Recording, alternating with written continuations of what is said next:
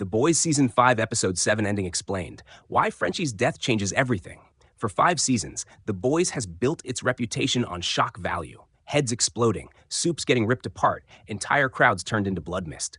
But Episode 7, the Frenchman, the female, and the man called Mother's Milk, proves something important.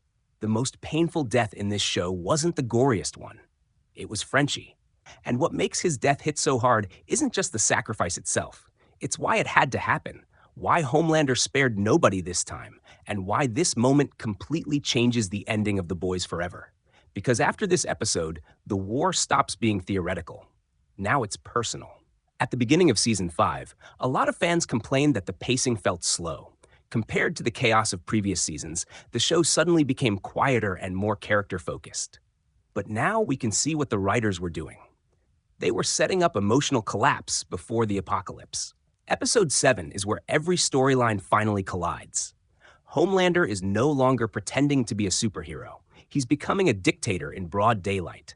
The opening scenes make that terrifyingly clear.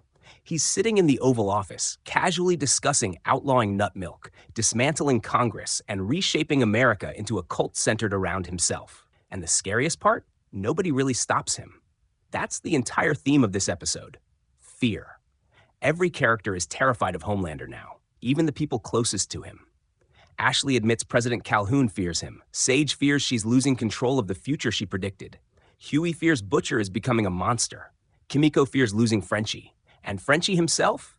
He fears failing the people he loves one last time. That's why his death works so well. Because unlike most deaths in The Boys, this one isn't random cruelty. It's a decision. The radiation experiment with Kimiko is one of the darkest ideas the show has ever introduced. Think about what Butcher and Frenchie are actually doing.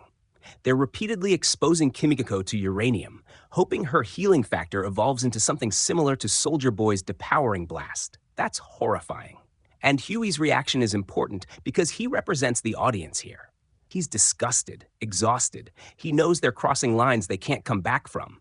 But Butcher doesn't care anymore. That Billy Joel conversation later in the episode is actually genius writing because it distracts viewers with humor while secretly revealing something darker. Synapse pulls information directly from Butcher's mind and exposes the truth.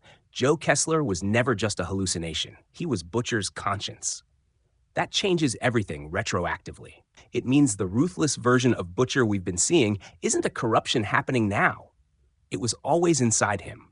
Kessler was simply the filter stopping the worst parts from taking over completely. And now that filter is disappearing. That revelation matters because Frenchie's death may be the final thing pushing Butcher fully beyond redemption. But before we talk about the future, we need to talk about Homelander. This might genuinely be Anthony Starr's best performance in the entire series. Homelander is terrifying in Episode 7 because he barely raises his voice. Earlier seasons portrayed him like an unstable bomb constantly ready to explode. But now he's calmer, more confident, more godlike. That's worse. The Oh Father sequences are deeply disturbing because they show Homelander realizing something dangerous.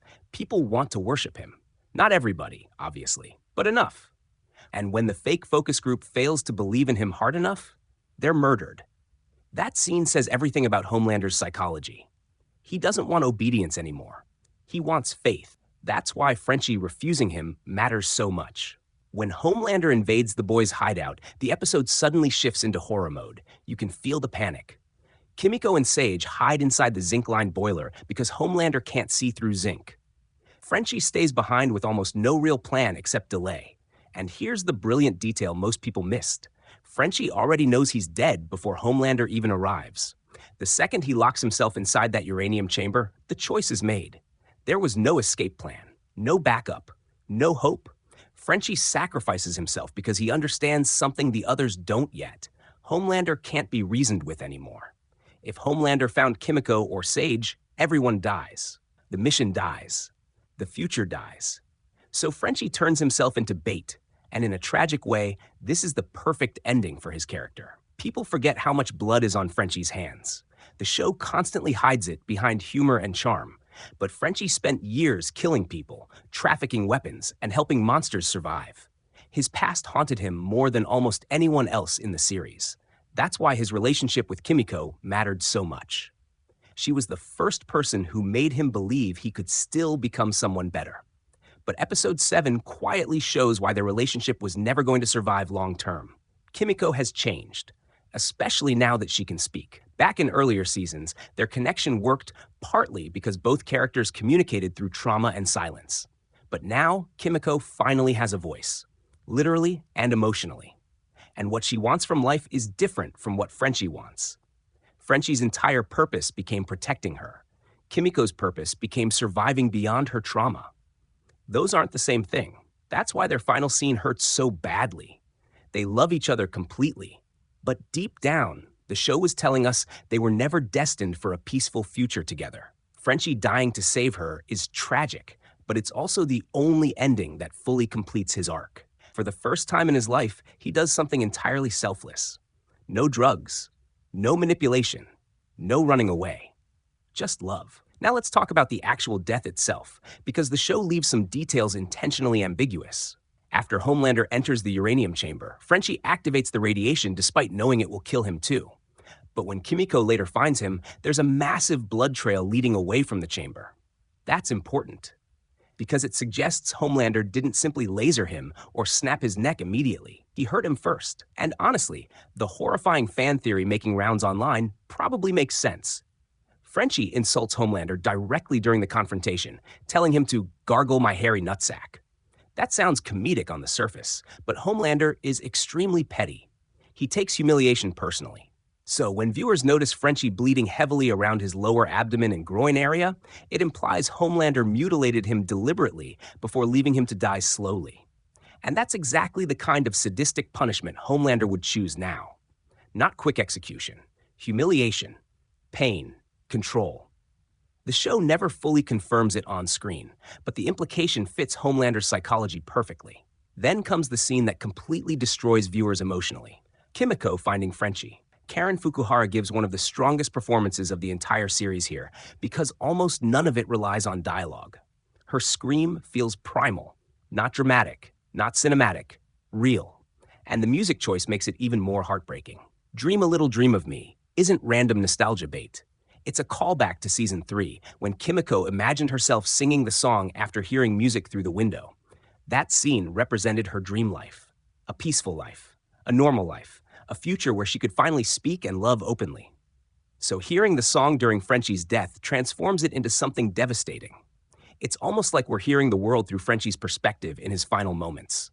He finally hears Kimiko's voice, not as trauma, not as violence, but as comfort. And when he tells her, "Thank you for saving me," that line redefines his entire story. Frenchie spent years believing he was broken beyond repair. Kimiko gave him a reason to believe otherwise. That's why this death works emotionally in a way most the boys' deaths don't. It's not shock for the sake of shock. It's closure. What's fascinating is how different this is from the comics. In Garth Ennis's original story, Frenchie dies because Butcher betrays the team after Homelander's downfall. He plants bombs inside their hideout, believing everyone connected to Compound V deserves to die. Frenchie and Kimiko die together there too. But the emotional meaning is different. The comics portray Butcher as irredeemable. The show still leaves room for ambiguity. But after episode 7, that ambiguity is fading fast. Because Frenchie's death creates a terrifying possibility. What if this sacrifice doesn't save Butcher? What if it destroys what little humanity he has left? And that leads into the finale. Without Frenchie, the boys are crippled strategically. He was their scientist, their engineer, their improviser, the guy who turned impossible ideas into weapons. Now he's gone. Samir disappeared. The virus may no longer work. Homelander survived Soldier Boy, and Butcher is mentally collapsing, which means the finale probably won't be about clever plans anymore. It's going to be war. The setup is already obvious. Ryan will likely become the deciding factor. The Gen 5 characters are probably entering the fight. Queen Maeve's possible return keeps getting teased. And Kimiko herself may continue the radiation experiments out of grief and rage. But emotionally, everything revolves around one question now. Was Frenchie's sacrifice worth it? Because if Homelander still wins after this, then Frenchie died for nothing. And The Boys has never been a show that guarantees heroes get meaningful victories. That's what makes episode 7 so powerful. For all its violence, satire, and insanity, the series suddenly became deeply human again. A broken man looked death in the face and chose love over fear. And somehow, in a world filled with superheroes, gods, monsters, and dictators, that ended up being the bravest thing anyone has done all season.